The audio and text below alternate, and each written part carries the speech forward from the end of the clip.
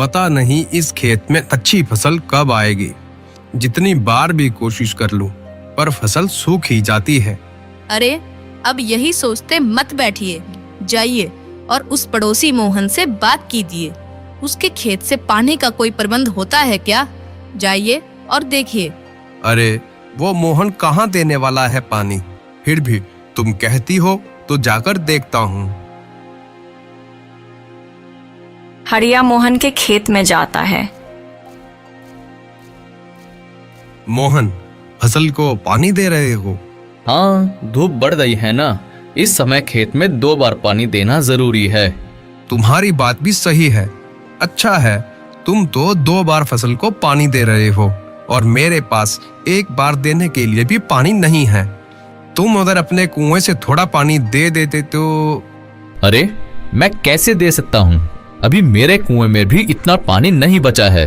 मैं ही विचार कर रहा हूँ कि आगे अपने खेत के लिए पानी का प्रबंध कैसे करूँ। हरिया अपने खेत में वापस आता है।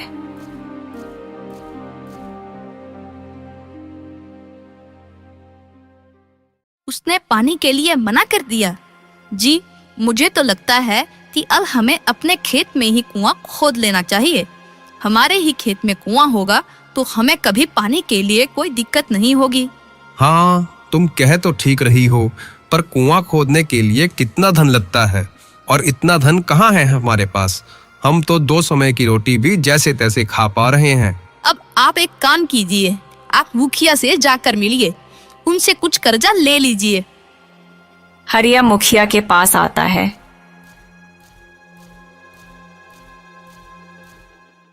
राम राम सरकार। बोलो हरिया, क्या काम है?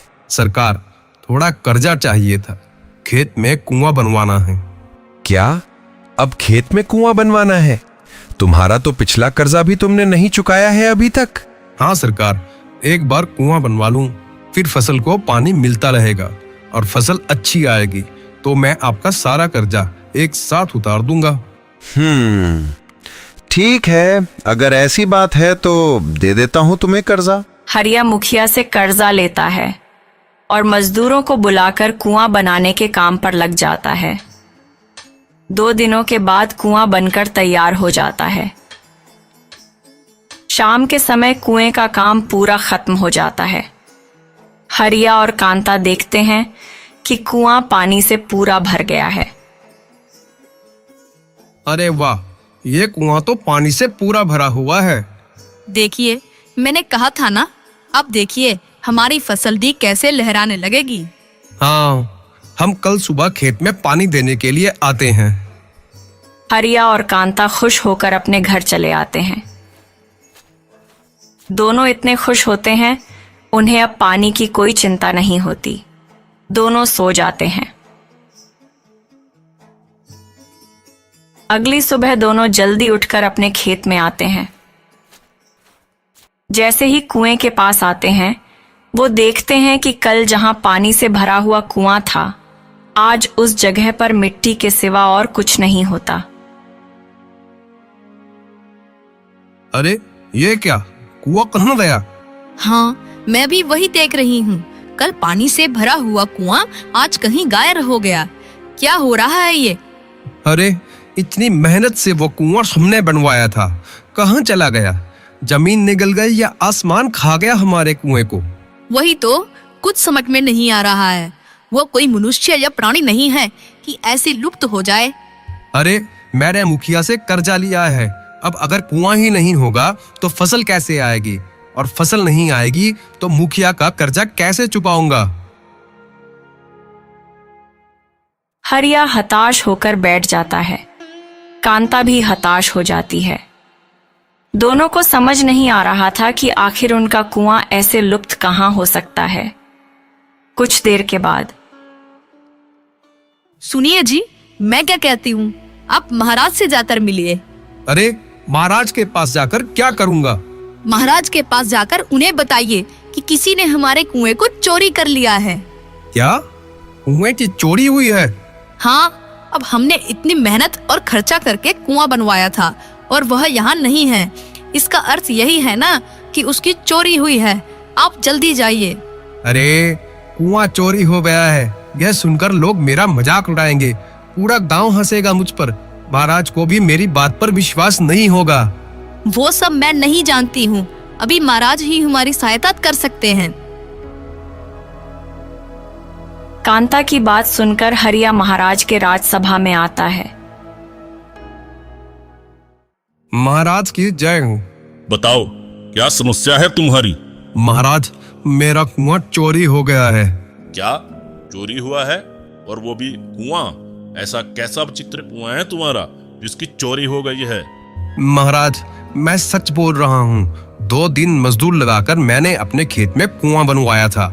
कल रात पानी से भरा हुआ वो कुआं मेरे खेत में ही था, पर जब आज सुबह मैंने और मेरी पत्नी ने खेत में फसल को पानी देने के लिए गए, तब कुआं वहां नहीं था। क्या बोल रहे हो तुम?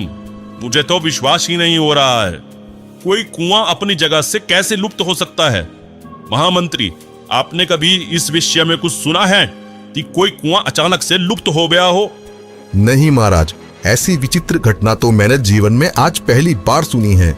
ऐसा कभी हो ही नहीं सकता। यह व्यक्ति अवश्य झूठ बोल रहा है। यह राज्यसभा का समय व्यर्थ कर रहा है।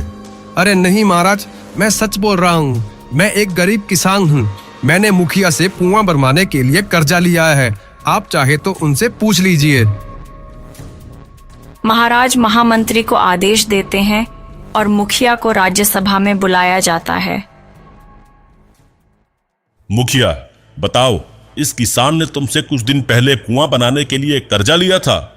हाँ महाराज, ये कुछ दिन पहले मेरे पास आया तो था और कह रहा था कि उसे अपने खेत में कुआं बनवाने के लिए कर्जा चाहिए, और कह रहा था कि अच्छी फसल होने के बाद सारा कर्जा एक साथ उतार दूंगा। देखिए महाराज, मैंने कहा था ना, मैं सच बोल रहा हूँ। मैंने कुआं बनवाया था, पर अब वो गायब हो गया है। महामंत्री, आप स्वयं इस किसान के खेत पर जाकर देखिए। यदि वह कुआं वहां बना होगा तो उसके कोई चिन्ह मिलेंगे। महामंत्री हरिया के साथ उसके खेत में आते हैं। महामंत्री पूरे खेत को ध्यान से देखते हैं और फिर से महल में चले जाते हैं। महाराज, मैंने उस किसान के खेत का पूरा ध्यान से निरीक्षण किया है, परंतु उस खेत में 2 दिन पहले कोई कुआं बना हो ऐसा कोई चिन्ह नहीं थे। समझ नहीं आ रहा है कि वह किसान हमसे झूठ क्यों बोल रहा है। महामंत्री, आप उस किसान पर नजर बनाए रखिए। मुझे तो वह किसान भी उसके कुएं की तरह विचित्र लग रहा है। शाम हो जाती है। कांता और हरिया अभी तक खेत में ही बैठे हुए थे। अंधेरा हो जाता है और अचानक वह कुआं उसी स्थान पर प्रकट हो जाता है जहां कल उसे बनवाया गया था। उस कुएं से पानी बहने लगता है। कांता और हरिया उस पानी से भरे हुए कुएं को देखकर आश्चर्य में पड़ जाते हैं। मेरा तो मेरी आंख पर विश्वास ही नहीं हो रहा है। ये कुआं यहाँ अपने आप कैसे प्रकट हो गया? अब ये सब छोड़ो। अब यह कुआं प्रकट हो ही गया है तो खेत में पानी दे देते हैं। दोनों भागकर कुएं के पास जाते हैं। हांडा उठाकर उसे रस्सी से बांधकर कुएं में डालकर पानी निकालने लगते हैं। जब हरिया कुएं से हांडा बाहर निकालता है तब वो खाली होता है। ये क्या? कुएं में इतना पानी भरा हुआ है, फिर भी ये हांडा खाली कैसे है? आप रुकिए जी, मैं देखती हूँ। अब कांता आगे जाती है और हांडे को कुएं में छोड़ती है। वो हांडे को कुएं से बाहर निकालती है। वो भी खाली होता है। अब दोनों डर जाते हैं। सुनिए जी, मुझे यह कुआं कुछ विचित्र प्रकार का लग रहा है। हमें इस कुएं से दूर ही रहना चाहिए। मुझे भी कुछ समझ में नहीं आ रहा है। यह सब क्या हो रहा है? चलो अभी हम घर चलते हैं, कल आकर सोचेंगे क्या करना है। कांता और हरिया घर आते हैं।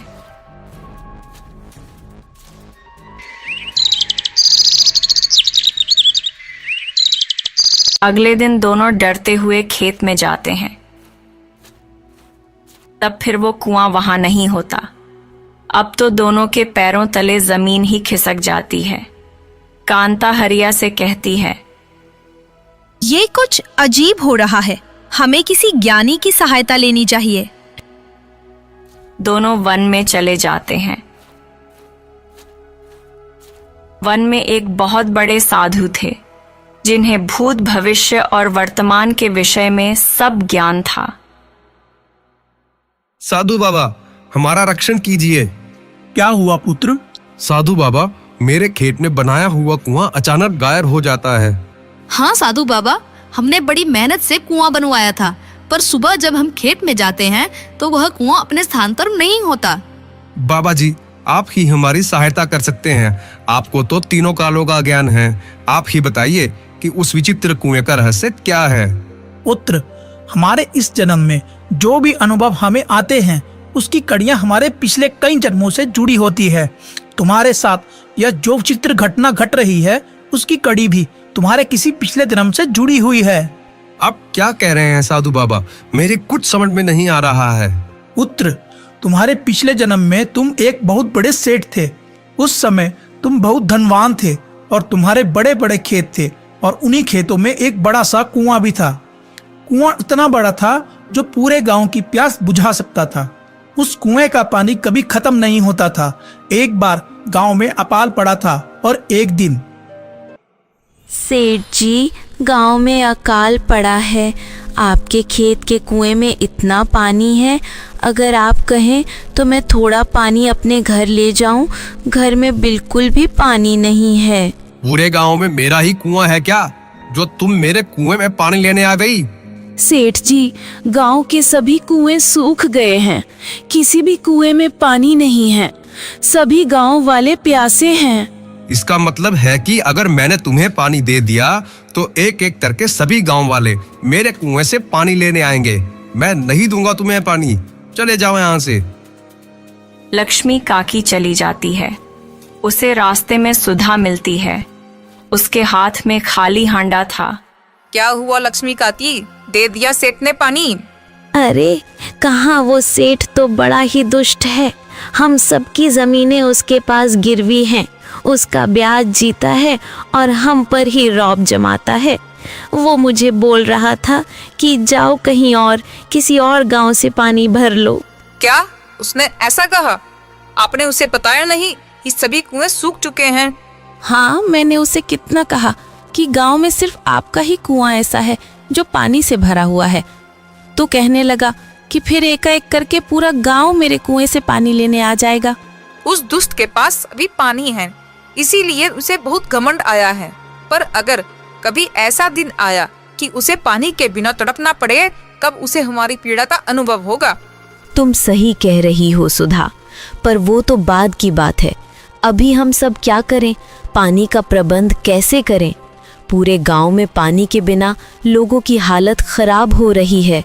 अरे मैंने तो सुना है कि कुछ लोग यह गांव छोड़कर कहीं और जाकर बसने का विचार कर रहे हैं।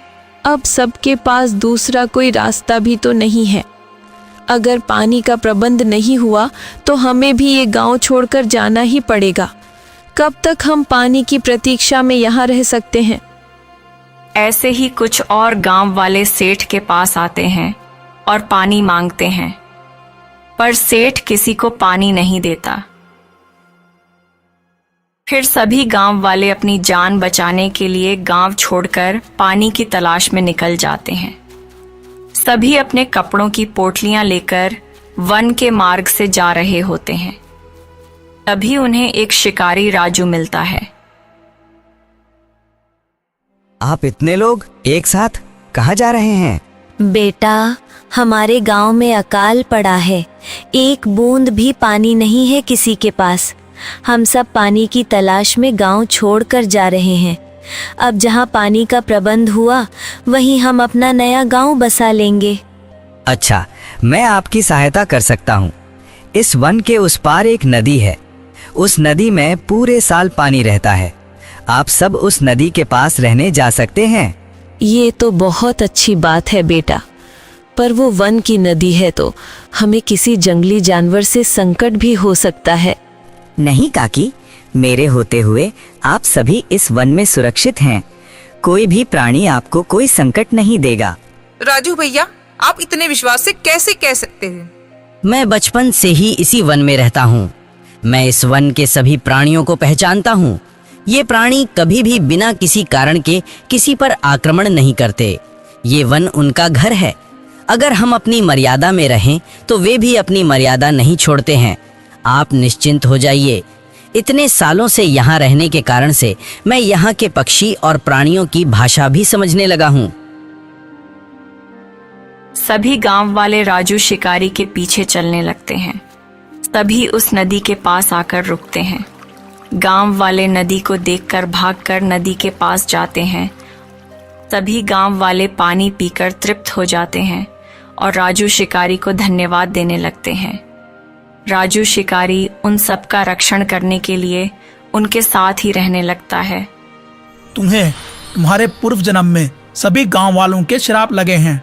तुमने तुम्हारे पास इतना पानी होते हुए भी उनकी सहायता नहीं की, इसलिए ईश्वर ने भी तुम्हें दंड दिया है और इस जन्म में तुम एक गरीब किसान बनकर जन्मे हो। साधु बाबा, मेरे पूर्व जन्म में मुझसे बहुत बड़ा पाप हो गया है, पर अब मैं उसका समाधान कैसे करूं? तुम्हारे महाराज के पास जाओ। महाराज ने पूर्व जन्म में बहुत पुण्य का काम किया है। तुम्हारे महाराज वही राजू शिकारी हैं जिन्होंने सभी गांव वालों को पानी तक पहुंचाया था। तुम महाराज को यह सब बताओ, फिर महाराज को कुएं से पानी निकालने को कहो। जब महाराज उस कुएं को स्पर्श करेंगे तो वह कुआं हमेशा के लिए उसी स्थान पर स्थित हो जाएगा। महाराज के पुण्यवान हाथ जब उस कुएं को स्पर्श करेंगे तब उसका पानी हांडे में भी आ जाएगा। हरिया और कांता साधु बाबा को प्रणाम करके महाराज के पास आते हैं। हरिया महाराज को साधु बाबा के बताई हुई पूरी बात बता देता है। यह तुम क्या बोल रहे हो किसान? तुम अब महाराज को तुम्हारे कुएं का पानी निकालने को कह रहे हो? नहीं मंत्री जी, ये मैंने नहीं, साधु बाबा ने कहा है। आप चाहें तो साधु बाबा को भी बुला लीजिए। महामंत्री जी, साधु बाबा ने यदि ऐसा कहा है तो हमें उनके आदेश का पालन करना चाहिए। सभी हरिया के खेत में आते हैं। महामंत्री साधु बाबा को भी लेकर आते हैं। महाराज के खेत में आते ही वो कुआं वहां फिर से प्रकट हो जाता है। महाराज उस कुएं के पास जाकर उसे स्पर्श करते हैं और कुएं में हांडा डालते हैं। जब महाराज हांडे को बाहर निकालते हैं तब वह पानी से भरी हुई होती है। अरे, यह तो चमत्कार हो गया। साधु बाबा, हांडा पूरा भर गया। जो हांडा मेरे और मेरी पत्नी ने कुएं से निकाला तब खाली था, उसमें एक बूंद भी पानी नहीं था। पुत्र, यह चमत्कार नहीं है। आज तुम्हारे पिछले जन्मों के पापों का नाश हो गया है और गांव वालों से मिले हुए श्रापों का समाधान हो गया है। इसीलिए अब यह कुआं हमेशा पानी से भरा हुआ रहेगा। परंतु एक बात हमेशा याद रखना, जो कोई भी जिसे भी तुम्हारी सहायता की आवश्यकता हो, जिसे तुम्हारे कुएं से पानी की जरूरत हो, उसे तुम पानी के लिए कभी ना नहीं कहोगे।